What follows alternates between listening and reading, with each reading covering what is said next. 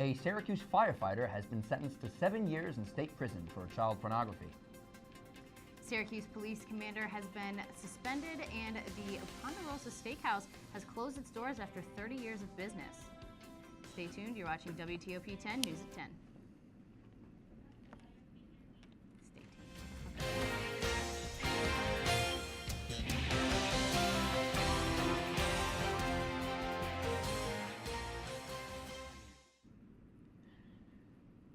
Hello, and welcome to WTOP 10 News. I'm Dante Janetta. And I'm Jacqueline Hart. You're watching WTOP 10 News at 10. A former Syracuse firefighter was sentenced to 7 years in state prison today for sharing more than 10,000 images of child pornography. Mark Raitt, age 51, was not only charged with possessing the images, but also promoting them on the internet. Raitt retired a week before his arrest last summer, following a 3-month investigation. He told County Court Judge Joseph Fahey that he apologized and took responsibility for his actions. He said he never met or communicated with any of the victims. The owner of Great Northern Mall isn't walking away from the property just yet. According to documents filed with the Securities and Exchange Commission, the Santa Monica-based company Macerich has just renegotiated and extended the life of their loan on the property for another year. The payment exceeding more than $35 million is now due in January 2015. A Syracuse police commander was suspended without pay for 25 days after slapping a burglar suspect. On December 16th, Captain John Brennan spotted 2 people carrying garbage bins of copper into an apartment in the 1800 block of East Fayette Street. During the investigation, Brennan struck one of the suspects in the back of the head.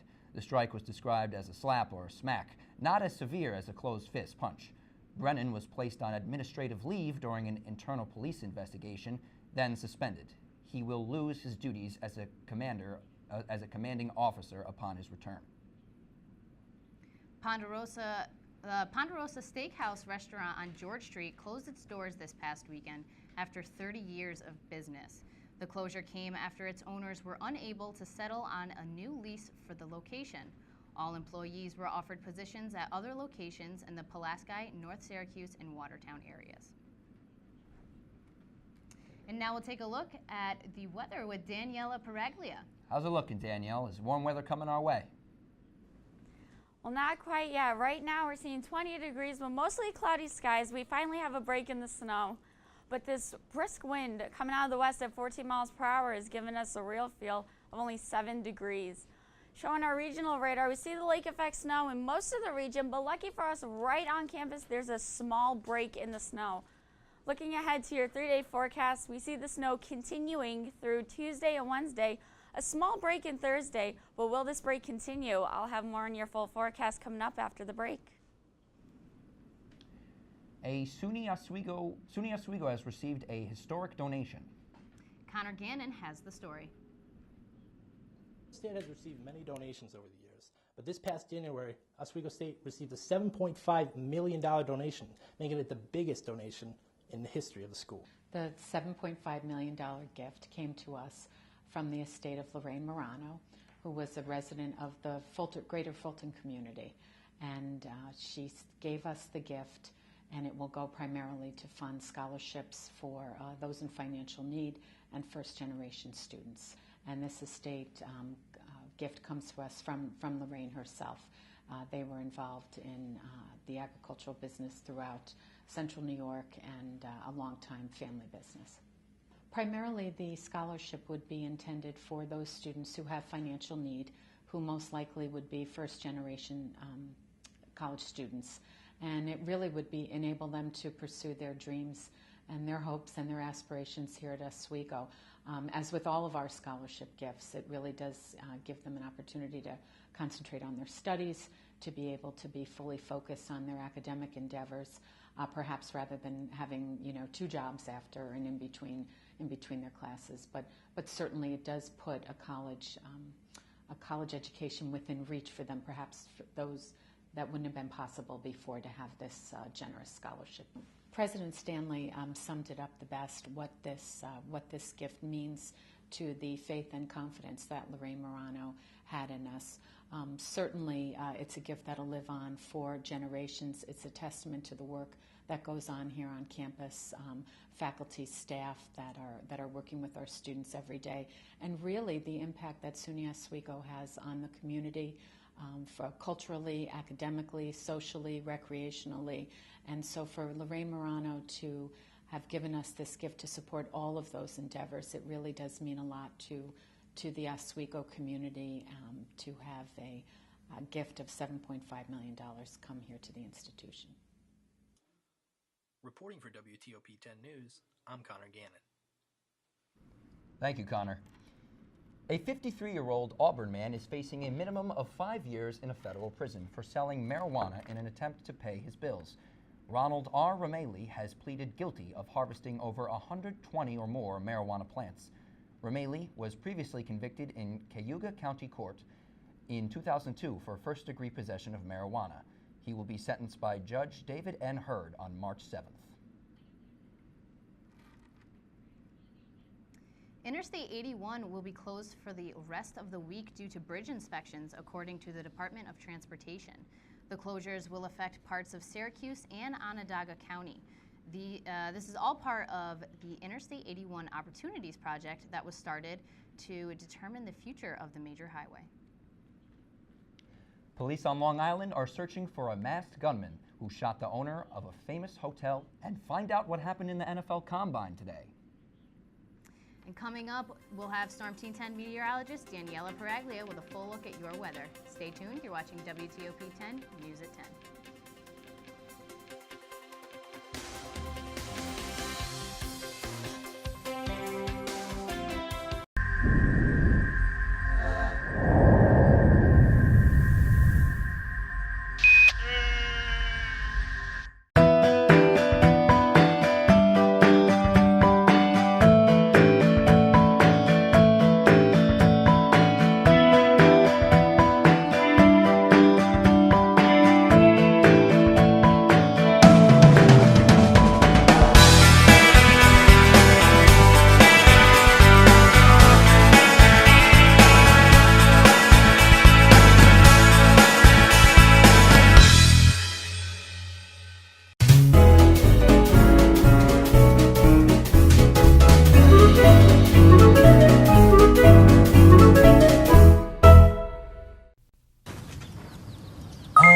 G-Morning, sunshine.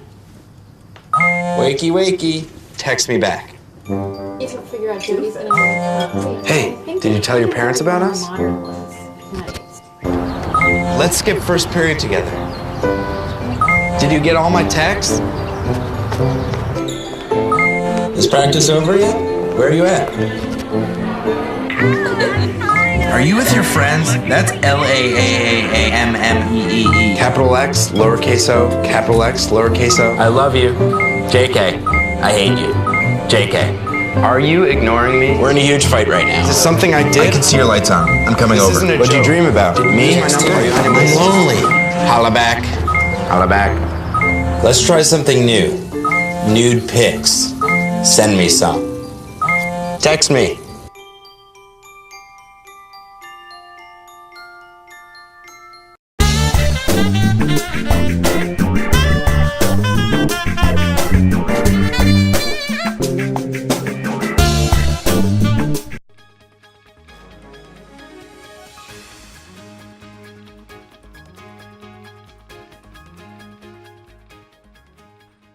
Good evening, Oswego. I'm Storm Team 10 meteorologist Daniela Paraglia. Right now, mostly cloudy skies in the area. This is a nice break from all that snow that we saw earlier this morning. 20 degrees, but a brisk wind coming out of the west at 14 miles per hour, giving us a real feel of 7 degrees. Looking across the nation, though, we see a lot of snow in the northern half of the nation. So that really indicates that we're in an active pattern right now. And as we bring that closer to home, we can see it right here, this lake effect snow band just coming off of the lake. We do have a break, though, if you look closer to the shoreline, but later on tonight we will see that snow coming back into our region. So state temperatures, we see right away our warm spot, New York City at 32 degrees. And just north of it, Binghamton, our cold spot at 17 degrees. But if you look across the entire northern half of New York, it's really interesting to see Buffalo, Rochester, Watertown, Plattsburgh, you're all at 19 degrees right now.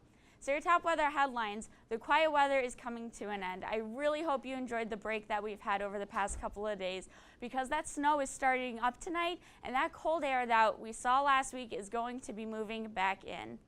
So tonight, overnight flurries, they will be on and off as that lake effect band continues to go more north of our region and south of our region. But over time, we will see it accumulating on campus with winds coming out of the west at 15 to 20 miles per hour. Tomorrow, we're going to see those on and off showers continuing again.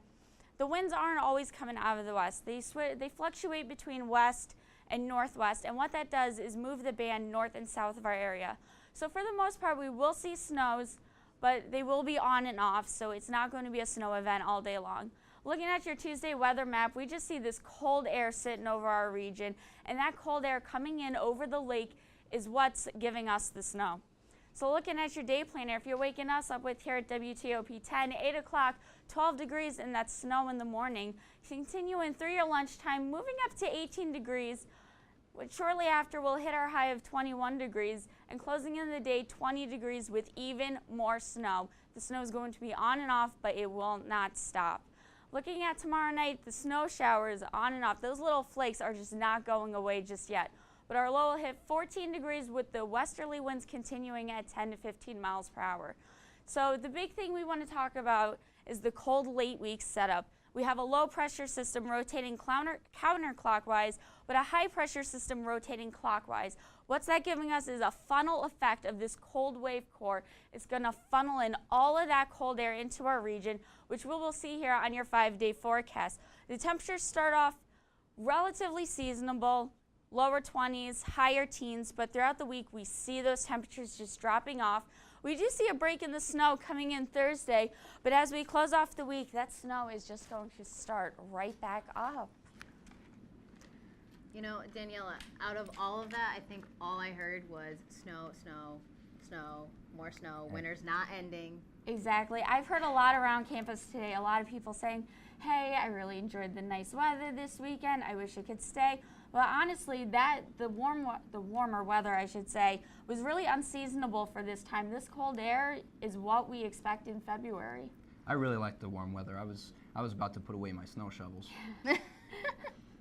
You know, I almost crashed my car today with all that snow. Oh my gosh, I commute from Liverpool, and it was a complete whiteout on 481 today. It was terrible. Ridiculous. I was driving back today. It was so bad, I'm telling you. All right, thanks, Daniela. Police on Long Island are hunting for a masked gunman who shot the owner of a hotel.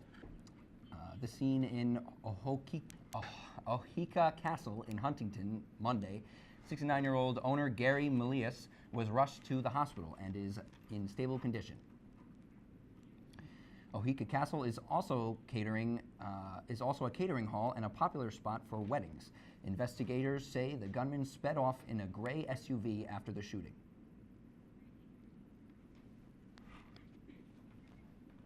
One person is dead and dozens more recovering after a carbon monoxide leak at a New York restaurant. This is one of 2 recent incidents where people were killed.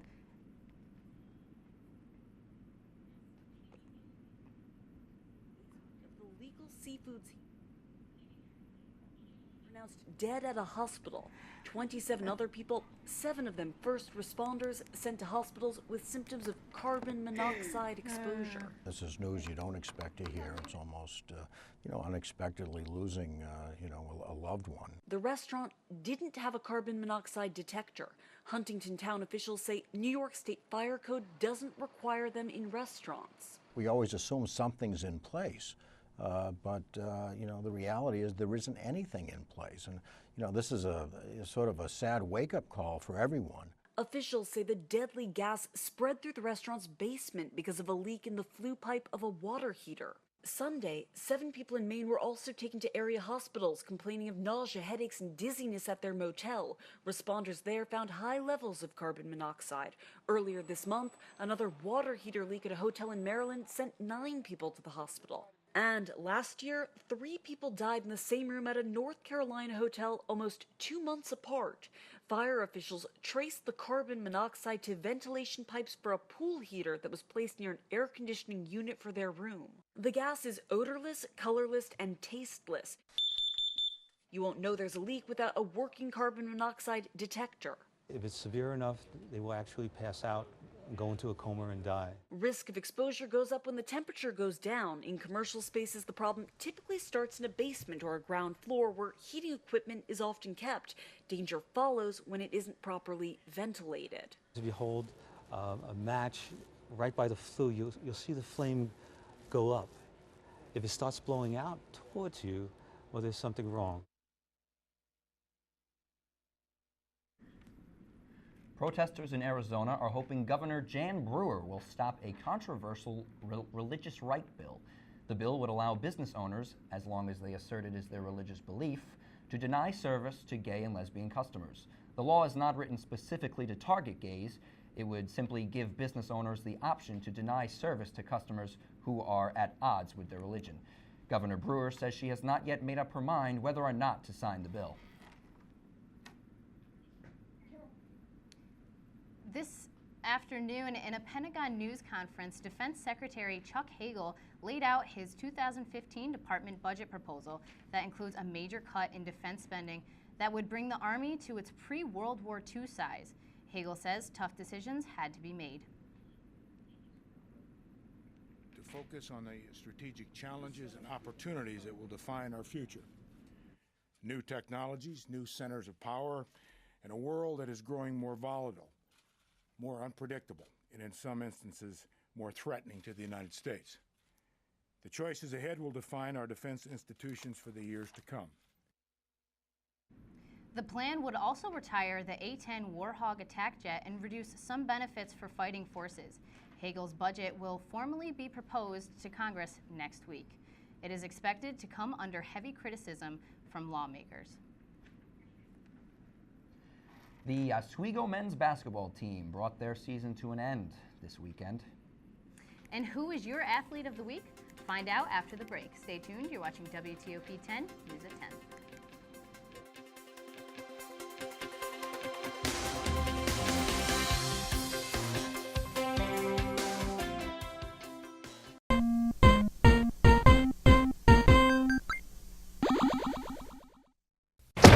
Hey guys, this is my teenage friend Fred. Rad! Hey pal, you want to pay attention to the road? Relax, man, I got it. Look, my man, if your bad driving gets me killed, you better hope you die too, or I will haunt you silly. And I'm not just gonna float over your bed like, woo! I'm gonna be making a more annoying noise, like, ah! And instead of wearing those long white robes, I think I'll wear something more form-fitting and upsetting. The other ghosts will look and be like, wow, we've never seen that before. Hi, I'm CNN's Rob Marciano, and you're watching WTOP 10, your television station.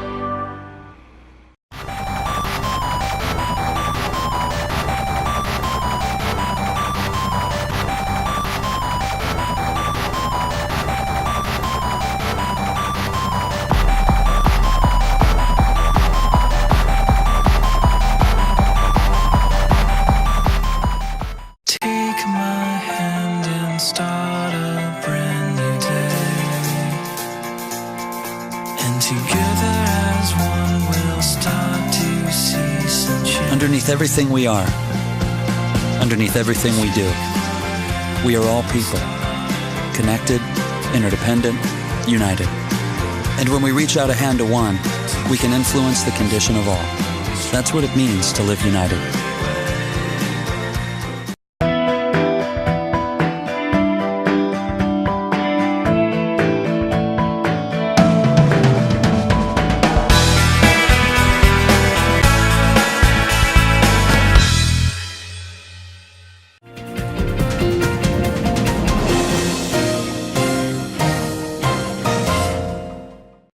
College campuses are notorious for having intelligent thinkers, but also talented and creative ones as well. Cameron Sackett, a guitarist and freshman attending SUNY Oswego, is one of these students.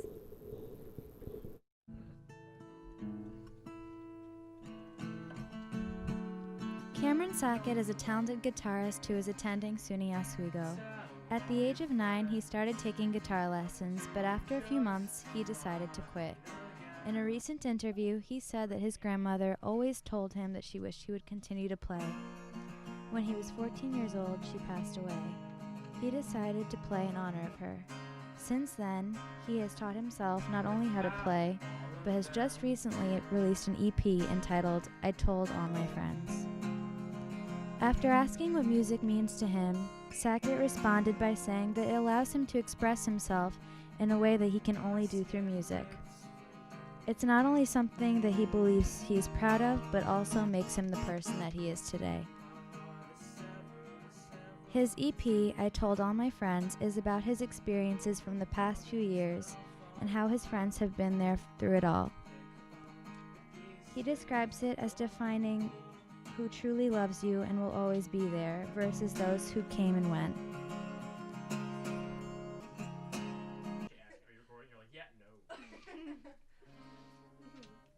Okay. Are you done? I'm done. Okay. Just don't look over there. Look around here.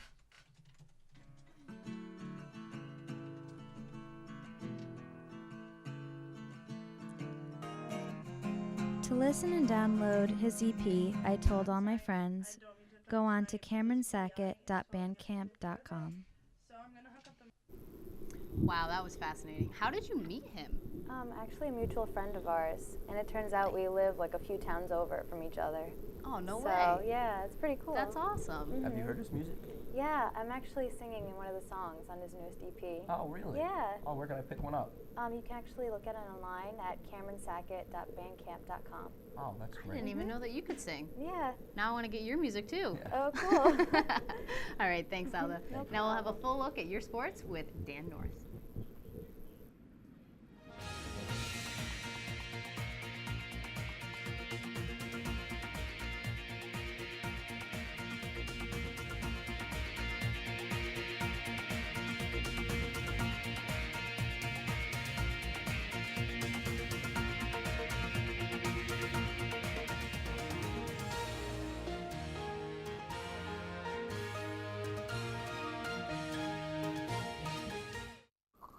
Good evening, and another week is in the books, so you know what that means.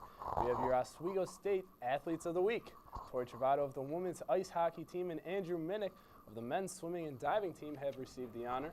Travato, a goaltender for the women's ice hockey team, had a career-high 40 saves in the team's 2-0 loss against number 1 Plattsburgh State. Although Oswego lost the game, Travato played outstanding, facing the number 1 offensive team in the nation. Minnick helped his team place 5th out of 9 teams at the SUNYAC Championship this past weekend by placing top 8 in all 3 of his events. Minnick also posted personal bests in each of these events, including the 400-yard medley and 400-yard freestyle. Congratulations to both of these athletes. Well, many Oswego State winter athletics wrapped up their season this weekend, and that includes the men's basketball team. The men finished the regular season very strong as they defeated Cortland by a score of 78-76 in overtime. The win gave the Lakers the number 4 seed in the SUNYAC playoffs, where they will have a rematch with number 5 Cortland tomorrow night. Oswego has defeated Cortland both times they have played them this year, and the winner of tomorrow's game will advance to the semifinals against number 1 seed Brockport State. Oswego will face off again with Cortland tomorrow night at 7 p.m. in the Max Zeal Gymnasium. Go check it out. Next, the NFL Combine was today, and let's just say NFL scouts and coaches were ecstatic about one specific player. Jadeveon Clowney stole the show at the Combine as he ran a 4.53 40-yard dash. Think about that for a second. Clowney, a defensive end who is 6'5" and 266 pounds, ran 40-yard dash faster than current NFL stars Cam Newton and Colin Kaepernick. Clowney, a graduate from South Carolina, hopes to go number 1 in this year's NFL draft. And finally, the Syracuse men's basketball team tried to get back on track tonight as they faced off with ACC foe Maryland. Let's kick it off early in the first half, where Maryland forward Charles Mitchell steals the ball from C.J. Fair, and he will go down the other end and finish with the emphatic jam. Maryland leads at 5-3. Cuse answers back. Here coming up with their own posterizer. Jeremy Grant gets the ball and throws it in, put the Cuse up 9-5 with 15:45 left in the first half. Next is Maryland guard Seth Allen, who nails a three in Cuse's zone. Things get tight towards the end here in Maryland as Tyler Ennis dribbles the ball. And Mr. Ennis, they call him Mr. Clutch. He will take the three-point buzzer going into halftime. Cuse leads at 32-24. Syracuse would, of course, make it a close game down the stretch, and they ultimately win the game 57-55. And that's all I got for sports. Let's send it back to Jackie and at the desk. Thanks, Dan. Dante. Dante, I got it. It's all good. All right. Well, I appreciate it. Coming up after the break, Seth Meyers starts his late-night journey. And a traffic reporter pokes fun at Disney's Frozen. Stay with us. You're watching WTOP 10.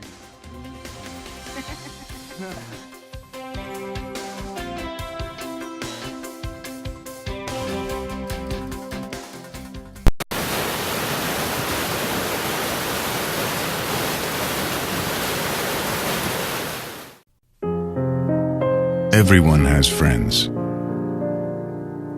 There's online friends, friends to go out with on a Saturday night, friends to hang out with and do nothing, friends who show up on moving day. And then there are the friends who'll be there if someone is dealing with a mental illness. Are you one of those friends?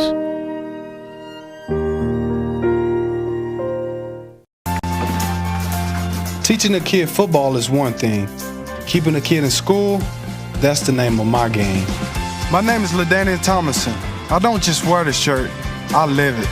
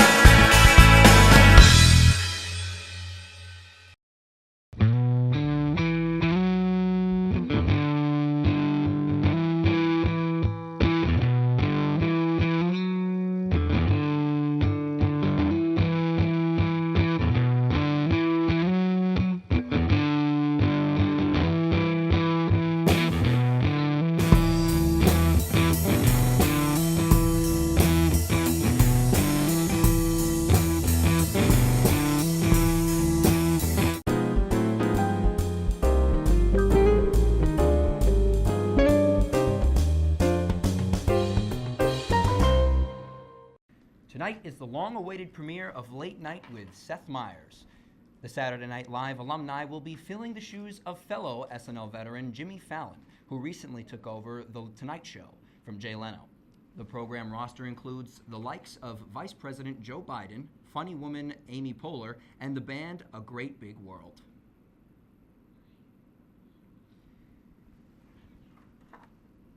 And now let's see what's going on with the weather with Daniela Pereglia.